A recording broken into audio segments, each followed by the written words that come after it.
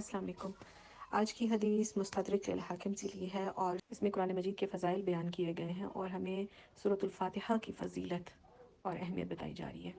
حضرت ابن جریج رضی اللہ تعالیٰ عنہ فرماتے ہیں کہ میرے والد نے بتایا کہ سعید بن جبیر نے اس آیت یعنی کہ وَلَقَدْ آتَيْنَاكَ سَبْعًا مِنَ الْمَثَانِي کے بارے میں فرمایا کہ اس سے مراد القرآن یعنی کہ سورۃ الفاتحہ ہے۔ میرے والد نے کہا ہے کہ سعید بن جبیر نے کہا جس طرح میں نے تجھے یہ سورت سنائی ہے اسی طرح ابن عباس رضی اللہ تعالیٰ عنہ نے مجھے یہ سورت سنائی تھی اور انہوں نے بھی بسم اللہ الرحمن الرحیم کو 7ویں آیت قرار دیا ہے۔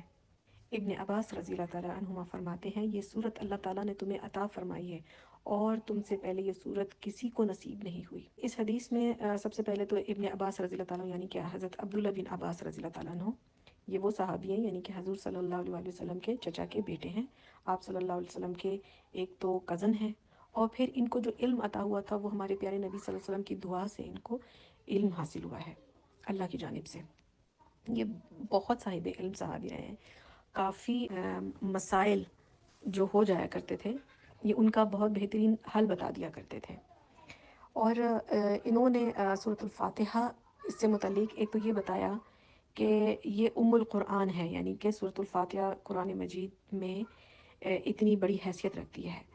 سیکنڈ یہ بتایا کہ جو بسم اللہ الرحمن الرحیم وہ بھی اس سورت کا حصہ ہے، تو یہ الگ سے بسم اللہ الرحمن الرحیم نہیں ہے، یہ بلکہ سورۃ الفاتحہ سے پہلے یہ پڑھنی چاہیے، یہ اسی کا حصہ ہی ہے۔ اور پھر ہمیں بتایا گیا یعنی یہ سورۃ الفاتحہ جو نازل فرمائی گئی اللہ پاک کی جانب سے یہ پہلے کسی بھی امت کے اوپر نازل نہیں ہوئی۔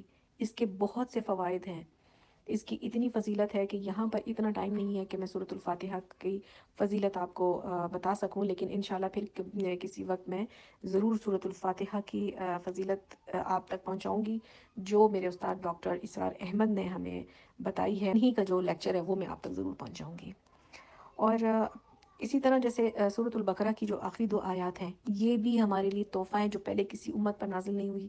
تو اس طرح بہت سی جو ہیں چیزیں جو اس امت پر اللہ تعالیٰ کی جو کرم ہوا ہے نا وہ ہمیں مختلف صورتوں میں مختلف آیات کی صورت میں ہمیں نظر آتا ہے، تو ہمیں ان کی اہمیت کو سمجھنا چاہیے اور ان سے فائدہ اٹھانا چاہیے۔ جزاک اللہ۔